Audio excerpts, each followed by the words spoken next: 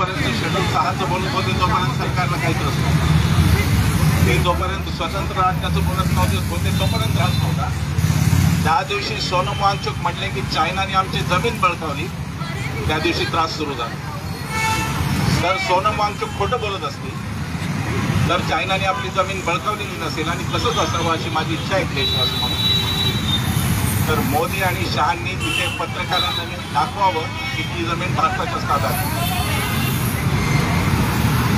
जर का ती जमीन चीनच्या ताब्यात नसेल, सोनम वांगचुक खोटं बोलत असतील, तर मोदी आणि शहांनी भारतीय मीडियाला, त्यांच्यात चाटुगिरी करणाऱ्या मीडियाला तिथे घेऊन जावं आणि दाखवावं की तिथे आपले सैनिक आहे. एवढंच साधी गोष्ट आहे, काही विशेष नाही याच्यामध्ये. जर सोनम वांगचुकला खोटं ठरवायचं असेल तर तिथं पत्रकार घेऊन जा आणि दाखवा ती जमीन भारताची, पण ते होत नाही. त्याचं कारण एक खोटारड्या प्रकारची संस्कृती, खोटारडं राज्य आणि एकूणच सगळं खोटेपणा हा यांचा अंगात सगळे. त्यांचे ते भक्तुले ते काहीतरी 2007ची नोटीस दाखवत आहेत सगळीकडे सोशल मीडियावरही. 2007ला जर नोटीस होती आणि एवढे गंभीर गुन्हे जर होते तर आतापर्यंत सोनम वांगचुकला अटक का झाली नाही हा प्रश्न आहे. आधी काँग्रेसचं सरकार होतं, आता तुमच्या 56 इंची जो सरकार आहे गेली 18 वर्ष, त्या नोटिशीवर काय झालं, त्या काय कारवाई झाली आणि ती नोटीस का थांबली तिथे याच्यावरती बोललं पाहिजे. भले ते संपत्तीचा हिशोब मागताय 4.5 लाख रुपयाची फक्त परदेशी देणगी सोनम वांगचुक यांना मिळाली. फूड सॉव्हर्निटी, त्याला अन्न सार्वभौमत्व आपण म्हणतो, त्या कामासाठी. अरे हिशेब मागायचा तर आधी मोदींना मागा, त्यांच्या पीएम केअर फंडामध्ये 16,000 कोटी रुपये आणि त्याचा कुठलाही पारदर्शकपणा नाही. ते कुठल्या RTIच्या खाली तो फंड नाही, तो फंड असा सिक्रेट फंड काढतो. तेव्हा जर तुम्हाला हिशेब मागायचा तर मोदींना 16,000 कोटींचा मागा, मोदींना त्या इलेक्टरल बॉन्डचा मागा, त्याच्यामध्ये 6,000 कोटी भाजपला मिळाली. एक असं जजमेंट चंद्रचूड साहेबांनी, महान चंद्रचूड साहेब जगातले सगळ्यात मोठे न्यायाधीश, त्यांनी एक जजमेंट दिलं की इलेक्ट्रल बॉन्ड एक घटना पाहिजे आहे. अर्थात त्या जजमेंटमध्ये खाली हे लिहिलं नाही की ते परत करावे, हे नाही लिहिलं, पण ती घटना पाहिजे. ते जर घटना पाहिजे होते तर मोदी आणि शहांनी त्या कंपन्यांना ते पैसे परत का केले नाही हा पाहिजे. इलेक्ट्रॉनिक बॉन्ड जर घटना पाहिजे तर त्यातला पैसा तुम्ही कसा स्वीकारता. तर या भक्तुलांना जर हिशोब विचारायचा असेल तर इलेक्ट्रॉनिक बॉन्डचा पण हिशोब विचारला पाहिजे. देवेंद्र फडणवीसांना समृद्धी घोटाळ्याचा हिशोब सुद्धा विचारला पाहिजे आणि अजितदादांच्या 70,000 कोटींचा हिशोब मोदींना विचारला पाहिजे. 70,000 कोटींचा घपला झाला तर त्यात तुमचा वाटा किती होता म्हणून तुम्ही त्यांना अर्थमंत्री केले मोदींना.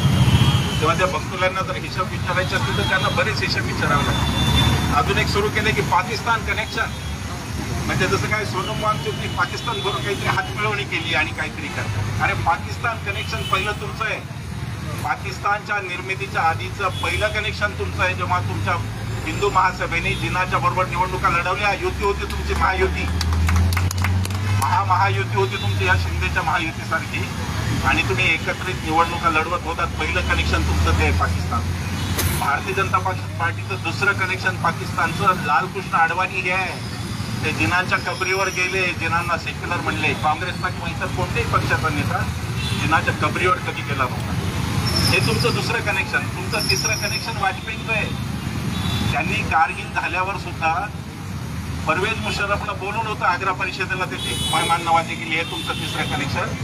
चौथं कनेक्शन तुमचं पाकिस्तानचं ते मोदीजी बिर्याणी खायला उतरले. नवाज शरीफांचा वाढदिवस होता आणि मोदीजी बिर्याणी खायला परस्पर उतरले होते विमानातून. ते तुमचं चौथं कनेक्शन.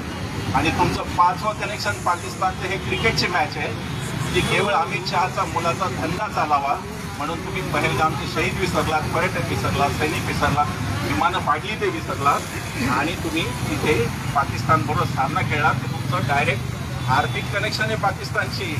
तो धंदा आहे तुमचा आणि धंदा आला की तुमचा बंधू राष्ट्रवाद तुम्ही गुंडाळून ठेवला. हे आम्हाला सगळ्यांना माहिती आहे आणि म्हणून आम्हाला तुमच्याकडून शिकण्याची इच्छा नाही. देशभक्ती, राष्ट्रभक्ती आम्ही संघ आणि भाजपकडून शिकवू इच्छित नाही. त्यांनी राष्ट्रपित्याची हत्या केली, राष्ट्रध्वज नाकारला आणि राष्ट्रगीत नाकारलं. त्यांच्याकडून आम्ही राष्ट्रवाद शिकणार नाही. आमचा भारतीय राष्ट्रवाद संविधानाने आम्हाला दिलेला कितीतरी मजबूत राष्ट्रवादी, तोच राष्ट्रवाद आम्ही घेऊन पुढे जाऊ. ही आपली फक्त पहिली कृती असं मला वाटतं. सोनम वांगचुकला सोडत नाही तोपर्यंत गोष्टी चालूच राहिल्या पाहिजे. आणि ही पहिली कृती असं मी समजतो. आणि यानंतर सुद्धा गांधी आणि आंबेडकर यांना न सोडता, गांधीजींची आयुष्य आणि बाबासाहेबांचं संविधान न सोडता सोनम वांगचुक जोपर्यंत परत येत नाही तोपर्यंत ही लढाई चालू राहील. आज त्यांच्या पत्नीने असे मी आपल्याला सांगितलं हे जे स्टॉकवर टाकलं त्याच्यामध्ये समोर माणूस आणा ही याचे वैशिष्ट्य. आता बघू उद्या काय करतात आणि कोर्ट काय करतं आम्हाला बघायचं आहे. सुप्रीम कोर्ट काय करतं आम्हाला बघायचं आहे. सुप्रीम कोर्टाला हात जोडून विनंती आहे की हा देश लोकशाहीच्या शेवटच्या टप्प्यात आहे. कृपा करून तुम्ही आता देशाची आशा घालू नका. कारण जर का हा देश असाच चालत राहिला आणि प्रत्येक यंत्रणेकडून जर लोकांनी आशा गमावली या देशात काही खरं राहणार नाही असं मला सुप्रीम कोर्टाला सांगायचं. संस्थांवरचा विश्वास जर टिकून राहायचं असेल तरच ती लोकशाही टिकून राहणार. आणि त्यामुळे सुप्रीम कोर्टाने सगळ्याच न्यायालयाचं काम आहे की त्यांनी त्यांच्यावर अन्याय झाला त्याच्या बाजूने. मला 100% खात्री यांनी काही करू दे सोनम वांगचुक 100 नंबरी सोनं आहे आणि ते निखारून बाहेर निघणार आहे. आणि बाहेर आल्यावर सोनम वांगचुक या देशाचा नेता होणार आहे याच्याबद्दल माझ्या मनात काय शंका नाही. कधी कधी जे होतं ते चांगल्यासाठी यांना बुद्धी झाली ती चांगलीच झाली. जे होईल त्यातून पुढे काहीतरी वेगळं उभं राहील, चांगलं काम उभं राहील. सोनम वांगचुकचं काम मी लडाखमध्ये जाऊन पाहिलेलं आहे.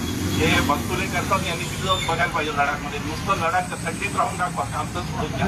थंडीत राहिले तरी पुण्यात परत येतील. हे लोक सोनम वांगचुकवर टीका करतात हे अत्यंत. पण आपण सगळे एक राहू, एक कृतीने राहू, निर्भय बनू म्हणून आम्ही आहोतच. आम्ही यासोबत सगळ्यांच्या सोबत आहोतच.